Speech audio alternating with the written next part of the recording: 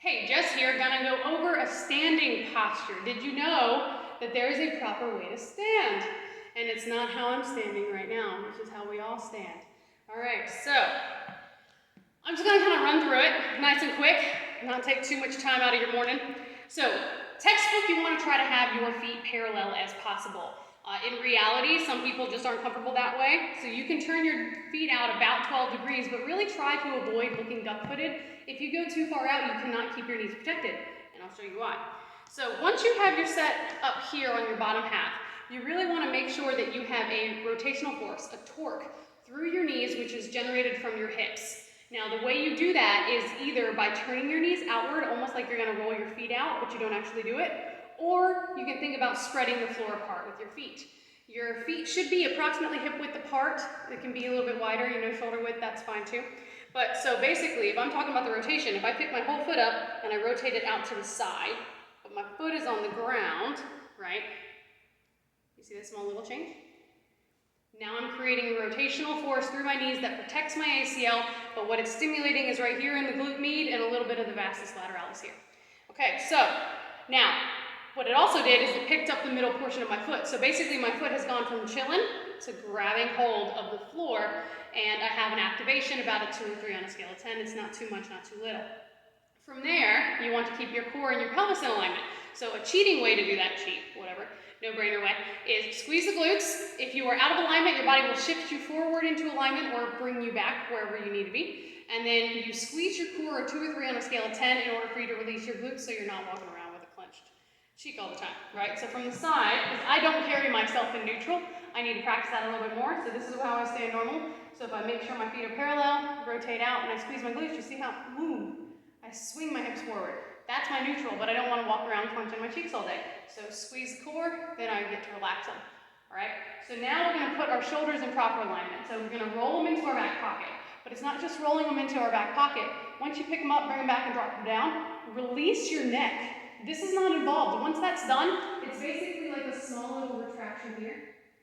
Okay, so it's not a lot. So core is tight, and I'm going to beat it into the ground. All right, so we got parallel, rotation, squeeze, grab, release, roll the shoulders down, relax the neck.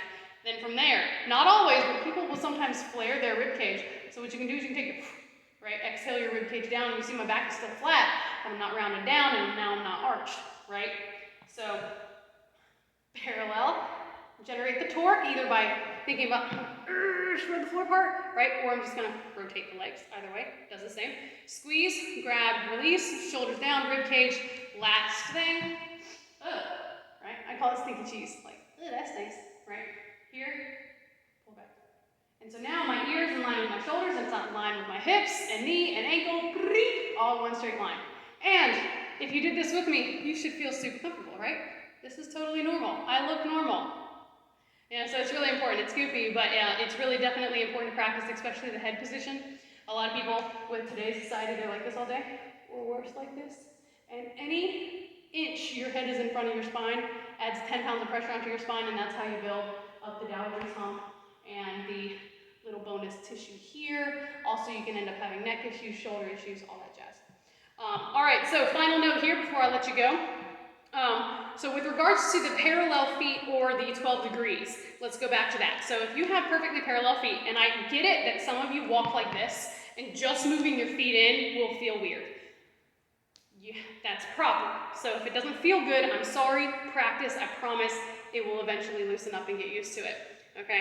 And if it bothers your knee, that's even more reason for you to do that, because then that means your knee has been open in a lax position for a very long time, and we need to tighten that back up. All right, so go ahead and either just generate that torque, right? Rotate the whole leg, except your feet are on the ground, or think about spreading the floor apart. Either way, it stimulates it the same. Now, pause. Let's go ahead and turn our feet way, way, way far out and try to do the same thing. I'm not joking. I'm actually trying to do it. Nothing is happening. So that's why you have to be able to create this rotational force through the knees in order to protect it. That way when you go to squat, rotate, squat. It keeps the knee in a nice, happy position. Okay. Also, fun fact, I always do these little quick clips.